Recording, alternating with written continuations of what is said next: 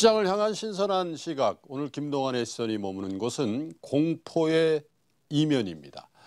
Fire and Fury, 직역을 하면 화염과 분노입니다만 흔히 북한이 쓰는 불바다라는 말과 거의 같은 의미입니다.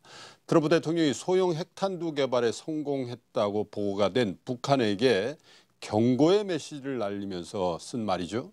그러자 북한은 죽음의 백조라고 불리는 전략폭격기 B-1B의 출항지죠. 앤더슨 공군기지가 있는 괌을 포위 사격을 할 수 있다. 이렇게 더 세게 나왔습니다. 지금까지 북한이 미국의 특정 지역을 공격할 수 있다고 그것도 아주 구체적으로 얘기한 것은 이번이 처음이라서 북한과 미국 간의 긴장은 최고조를 향해서 치닫고 있습니다. 여기에 서울을 불바다로 만들고 전면 타격하겠다는 위협도 의례적이긴 하지만 또 나왔습니다. 우리 시장뿐 아니라 매일 오르던 미국 시장도 이 지정학적인 리스크에 미국이 끌려 들어갈까 봐 겁을 먹고 빠지기 시작했습니다.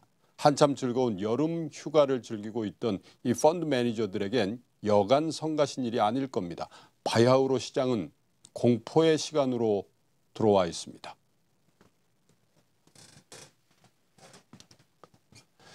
그러나 북한과 미국의 이 지독한 말폭탄의 이면을 한번 보시죠. 북한은 어제 괌을 공격한다 함과 동시에 적대 행위를 했다는 혐의로 무기 교화용을 살고 있던 한국계 캐나다 목사죠. 이명수 씨를 석방을 했습니다. 오토 원비어를 거의 죽기 직전 풀어준 것과는 사뭇 다릅니다. 한쪽에서는 사생결단의 자세로 달려들고 있지만 또 한쪽에서는 국제사회의 유화적인 제스처를 취하고 있는 겁니다. 미국은 어떻습니까? 외교수장인 틸러슨 국무장관은 트럼프 대통령의 화염과 분노란 표현은 외교적인 수사를 이해하지 못하는 북한 지도자의 이해를 돕기 위한 표현일 뿐이라고 했고 대화의 문은 열려 있다고 얘기하고 있습니다. 북한 핵으로 인한 지정학적인 리스크 분명히 최고조를 향해서 가고 있고 북한과 미국의 정치 리더십 모두 어느 때보다 예측 불허의 상황인 것도 분명한 사실입니다. 그러나 한 걸음만 더 들어가 보시죠. 북한이 괌을 공격하면 어떻게 되겠습니까? 미국은 핵을 포함한 전략무기를 총동원해서 북한을 타격할 겁니다. 북한 정권은 무너지겠죠.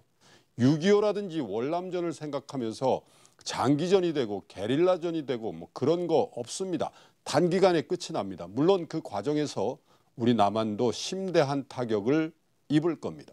그러나 북한 내 정권은 끝난다는 걸 그들도 잘 알고 있겠죠. 상식 밖의 도발입니다. 반대로 미국은 북한을 핵을 포함한 선제 타격으로 칠 수 있을까요? 2만 8천 명의 미군을 포함한 약 23만 명의 미국민들을 사전에 소개해야 될 텐데 과연 이게 가능하겠습니까? 여기에 남한에는 헤아릴 수 없을 만큼의 조선족을 포함한 중국 사람들이 살고 있습니다. 북한도 미국도 한번 해보자고 나서기에는 너무나 큰 정치 외교적인 리스크를 감내해야 되는 상황입니다. 트럼프도 김정은도 극단적인 말폭탄의 이면에 더 좋은 조건으로 협상 테이블에 앉아야겠다는 속셈이 있을 겁니다. 한쪽에서는 일촉즉발로 몰고 가면서도 또 다른 한쪽에서는 유화적인 제스처와 협상론이 공존하는 이유입니다. 시장은 공포감으로 출렁거릴 겁니다. 예상보다 그 출렁거림의 파고가 높을 수도 있습니다. 그러나 조정의 본질은 많이 올랐고 이익을 챙길 만한 주식이 꽤 생겼고 더 싸 보이는 투자 대안이 보인다는 데 있습니다. 차익 실현을 하고픈 투자자의 입장에서는 정말로 좋은 핑곗거리를 만나고 있는 상황이죠.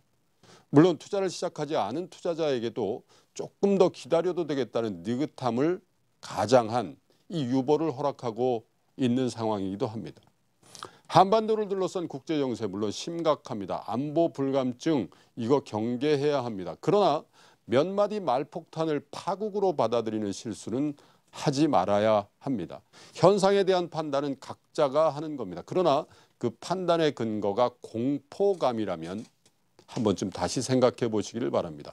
실수를 줄이는 게 투자의 성공 요건이죠. 실수를 줄이는 가장 쉬운 방법은 공포와 탐욕을 회피하려고 노력하는 것입니다. 그 회피의 노력은 이른바 감에 의지한, 그것도 시시각각 변하는 본인만의 감에 의지해서 판단하고 결정하고 실행하는 것입니다. 지금은 분명 공포의 시간입니다. 그러나 그 공포의 이면에 또 무엇이 기다리고 있는지도 한 번쯤 잘 살펴보시기를 바랍니다. 지금까지 김동완의 시선이었습니다. 저는 잠시 후에 다시 뵙겠습니다.